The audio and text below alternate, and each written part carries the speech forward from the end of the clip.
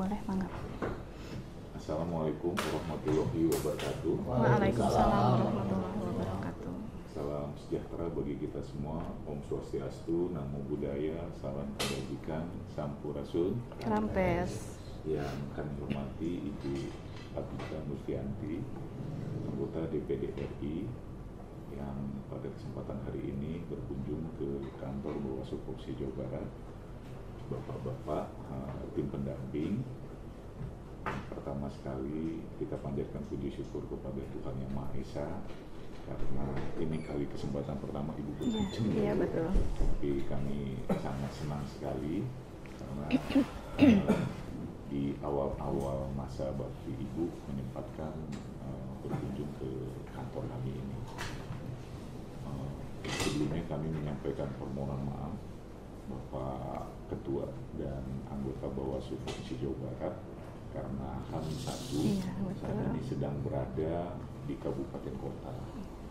Kemudian Pak Ketua sendiri di Hambalang di Bogor karena ada agenda bersama dengan PJ Gubernur untuk pengecekan kesiapan TPS.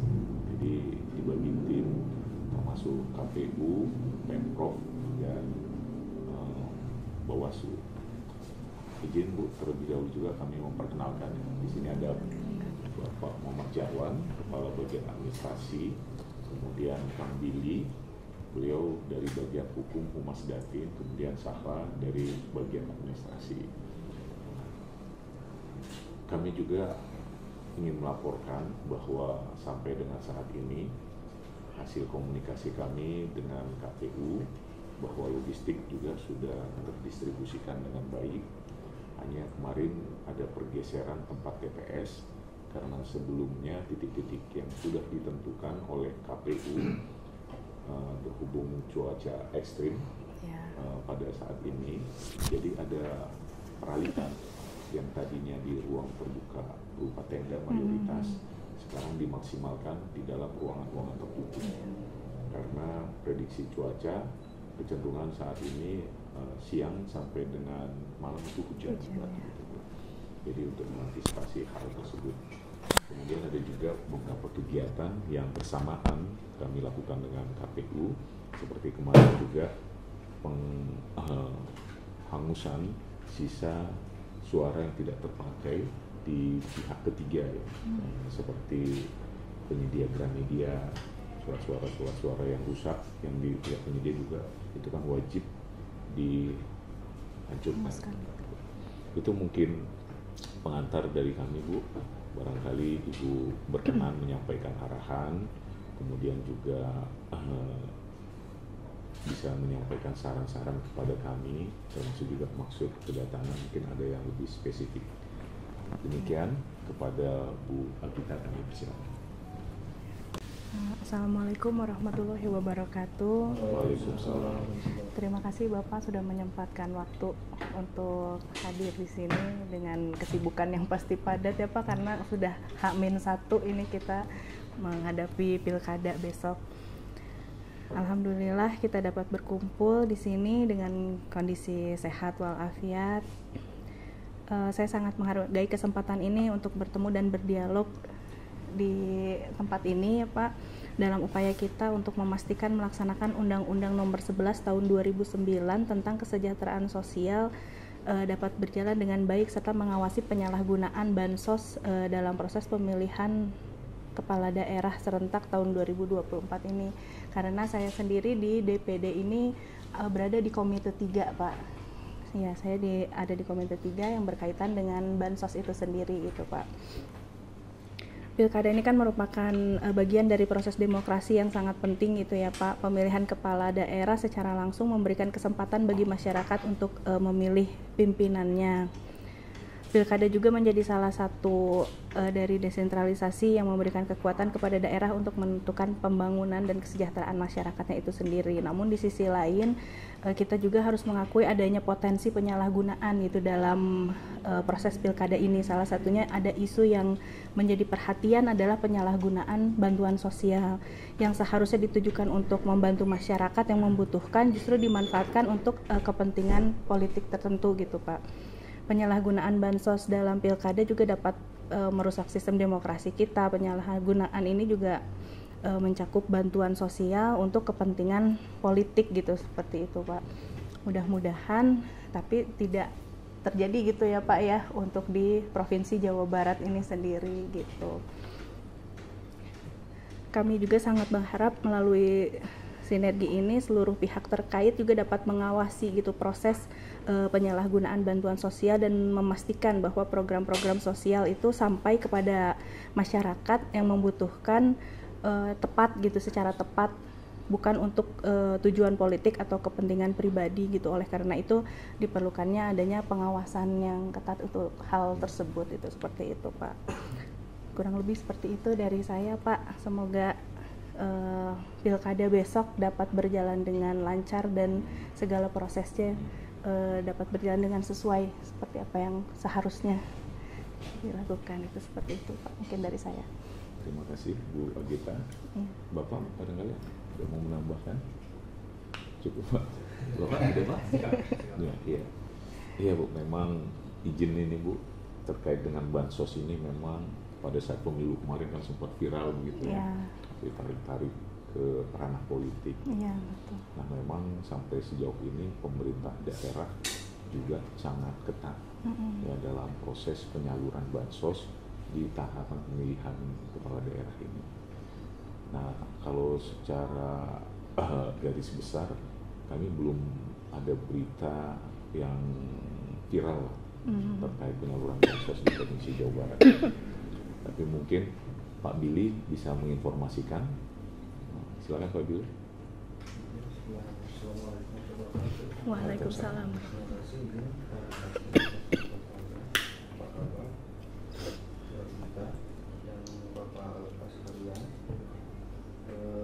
Beberapa hal barangkali saya coba informasikan ya, dan kita diskusi menyampaikan diskusi ya. Pertama barangkali untuk pelaksanaan tahapan kampanye pemilihan kepala daerah serentak tahun 2024 di Jawa Barat, sejauh ini dari 20 kabupaten kota dan Pilgub Jawa Barat belum terdapat temuan atau laporan soal penyalahgunaan bansos dalam kampanye. Itu juga patut kita apresiasi dan syukuri bersama, karena pada saat pemilu kemarin ada beberapa kasus yang muncul tentunya di Jawa Barat. Tentunya bentuknya itu kan yang kebetulan residunya sampai saat ini belum selesai di Pengadilan Negeri Ciamis ya, terkait dengan penyaluran alat masak listrik atau Magicom.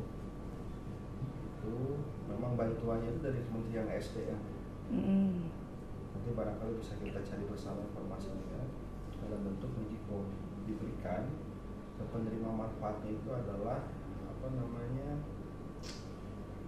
keluarga harapan, program keluarga harapan yang memang, atau misalnya yang sudah terbiasa dia mendapatkan bantuan berupa BNPT. Jadi penyalurannya melalui program keluarga harapan. Namun pada teknisnya kemarin itu dimanfaatkan oleh para peserta pemilu, terutama para caleg. Para calonnya. Jadi mereka mendata sendiri siapa beberapa kelompok masyarakat atau orang yang biasa menerima program, yang mendata itu memang kebetulan oleh suksesnya gitu, kira-kira begitu. Lalu kemudian diberikanlah program bantuan itu kepada masyarakat calon pemilih pada akhirnya. Walaupun memang pada konteks pemberiannya itu kan sebetulnya sudah sesuai dengan ketentuan, karena prosesnya sudah sesuai, lalu kemudian didistribusikan langsung oleh PT Pos, gitu kan, dan di situ juga terdapat tanda di Magicom itu memang tanda dari Kementerian SDM untuk bantuan masyarakat, juga mampu kan gitu ya. Nah memang penyalahgunaan itu ketika memang dia sudah diturunkan ke wilayah-wilayah oleh beberapa peserta pemilu. Nah, kalau sekarang itu karena memang sejauh pengetahuan saya ini kan yang terkait dengan pemilihan itu ada surat keputusan atau surat edaran dari Kementerian Sosial untuk pembatasan penyaluran bansos ya dalam pemilihan kepala daerah. Mungkin itu yang kemudian menjadi patokan daripada peserta pemilihan ataupun partai pengusung pasangan calon yang sampai sejauh ini tidak ada kejadian serupa di pemilu ya. Nah, mungkin hal-hal tersebut juga menjadi pelajaran bagi kita semua.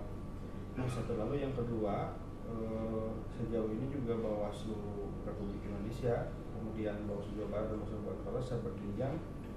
Tentunya memang beberapa kesempatan sebelumnya sudah menyampaikan himbauan kepada peserta pemilihan ya, terutama kepada para paslon atau partai pengusung paslon terkait dengan penyalahgunaan bansos. Nah, memang itu menjadi beberapa aspek titik rawan yang kita catat gitu ya oleh Bawaslu melakukan pemetaan dalam indeks kerawanan pemilihan. Tentunya memang terkait dengan soal beberapa daerah yang ada calon atau peserta pemilihannya itu dari incumbent ya. Namun sejauh ini alhamdulillah sampai saat ini kita belum ada temuan dan laporan terkait dengan penyaluran. Itu barangkali sementara Pak. Mungkin yang perlu kami sampaikan bahwa terkait dengan perlindungan sosial ya Bu ya. Saat ini bahwa Provinsi Jawa Barat itu sudah mengalokasikan atau sudah menganggarkan untuk perlindungan ke pengawas ad hoc dari Panwascam, PKD dan BPJS itu semua di-cover oleh BPJS Tenaga Kerja. Jadi apabila terjadi ya hal-hal yang tidak diinginkan seperti kecelakaan dalam proses pengawasan ataupun hal-hal yang di luar itu yang mungkin sampai meninggal dunia itu saat ini sudah menjadi anggota BPJS Tenaga Kerja. Sudah ya. Jadi sampai dengan berakhirnya masa tugas mereka nanti mereka sudah di-cover oleh BPJS ya. Untuk dari perlindungan sosial Bawaslu kepada jajaran yang ad hoc utama yang dari Panwascam sampai dengan PKD dan BPJS. Saya kira itu teman dari. Ya. Terima kasih Pak Jarwan. Tadi juga sudah disampaikan Bu terkait dengan bansos, kemudian juga BPJS tenaga kerjaan ya. Namun ya kita tidak bisa pungkiri juga selain BPJS ketenaga kerjaan memang kita sudah mengcover 2 bulan walaupun masa tugasnya pengawas TPS itu 1 bulan tapi kita cover 2 bulan karena di BPJS ketenaga kerjaan itu menganut azas mulai dari tanggal 1 sampai akhir bulan. Nah, sementara kita pelantikan tanggal 3 atau tanggal 4 berakhirnya tanggal 3 atau tanggal 4 Desember jadi ada selisih waktunya begitu. Tapi memang kita dibantu tidak terlalu berat ya. Per orang berapa Pak Jawan? 5.400 ya per orang per bulan. Jadi preminya itu sangat rendah lah ya, dengan kategori penghasilan 1 juta ke bawah. Dan sampai dengan saat ini seluruh pengawas TPS kita sudah tercover itu. Hanya saja pada pemilu kemarin ya, ini juga menjadi beban kita. Ada beberapa pengawas TPS kita malah yang belum tercover BPJS Kesehatan. Kalau BPJS Kesehatan kan itu individu. Iya. Pada saat pemilu kemarin tim dari Kemenkes ya, bersama Seknek juga melakukan kunjungan ke Bawaslu Jabar bekerjasama dengan dinas kesehatan yang di sini untuk mengidentifikasi personil kita mana-mana saja yang belum memiliki BPJS Kesehatan kita. Mungkin itu Bu informasinya. Barangkali ada tanggapan, masukan dari Ibu Abita dan persilakan. Ya, berarti kalau sejauh ini sih semuanya sudah aman ya Pak ya. Untuk penyalahgunaan juga mudah-mudahan memang benar tidak ada gitu ya, atau jangan sampai ada yang tidak terdeteksi gitu Pak. Kemudian untuk BPJS itu juga mudah-mudahan tidak ada masalah apa-apa ya dalam ini walaupun sudah disiapkan gitu. Walaupun sudah disiapkan tapi mudah-mudahan semuanya lancar. karena memang biasanya juga kan ada ya yang kelelahan itu Iya. sehingga memerlukan ini ya Pak ya, Ada yang jaminan meninggal. kesehatan. Iya, ada yang meninggal juga ya. Jawa Barat penyumbang terbanyak ya. Tahun berapa itu? 2019 ya? Ya, 2019 ya Pak waktu itu. Kita jajaran kita juga bukan kelelahan gitu ya. Karena proses penghitungan Penghitungannya rekapnya itu sampai malam gitu. subuh. Iya, banyak juga mungkin karena yang harus dihitungnya karena untuk Iya. Jawa Barat kan ininya banyak. Tapi kalau mudah-mudahan pemilihan kepala daerah ini ya, karena tidak hanya dua suara ya. Ya, Kalau pemilu kemarin 5 gitu. Iya. Banyak sekali kalau kemarin ya. Ya kalau sekarang hanya 2. Hanya 2 ya. ya. Mudah-mudahan bisa cepat. Mudah-mudahan selesai. waktunya juga tidak memakan waktu terlalu banyak dalam proses perhitungan suaranya nanti. Oke. Ya, itu sih Pak, mudah-mudahan semuanya berjalan lancar. Ini Amin. tinggal 1 hari lagi ya Pak ya, H-1 besok serentak dilakukan. Proses pemilihannya lancar, proses perhitungan suaranya lancar.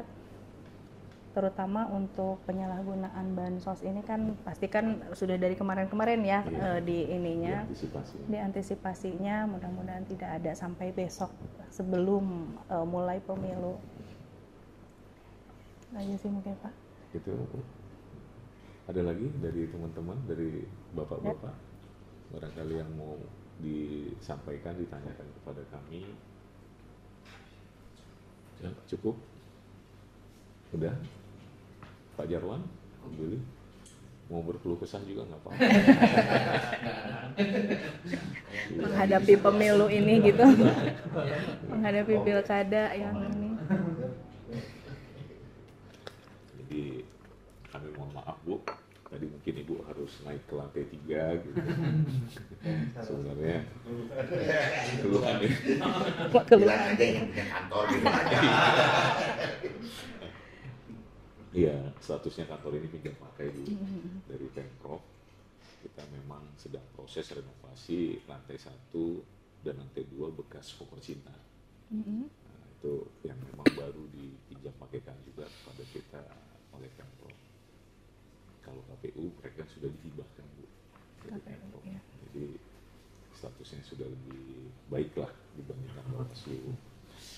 Mohon kalau Ibu berkenan ada kesempatan ya bisa mensupport kami lah, supaya bisa mendapatkan kantor yang memadai dan itu. Iya, iya. Itu mungkin Bu keluhan dari kami. Iya, mudah-mudahan. Ini yang satu gedung ini tapi dipakai Bawaslu semua ya? Enggak, Bu. Atau Di- cuma lantai ini? Lantai ini aja Bu. Oh, lantai ini 3. aja. Memang di samping tangga naik itu ada ruang kecil untuk penerimaan laporan. Karena kan kita khawatir saudara-saudara kita yang difabel harus naik ke lantai 3 kan sulit.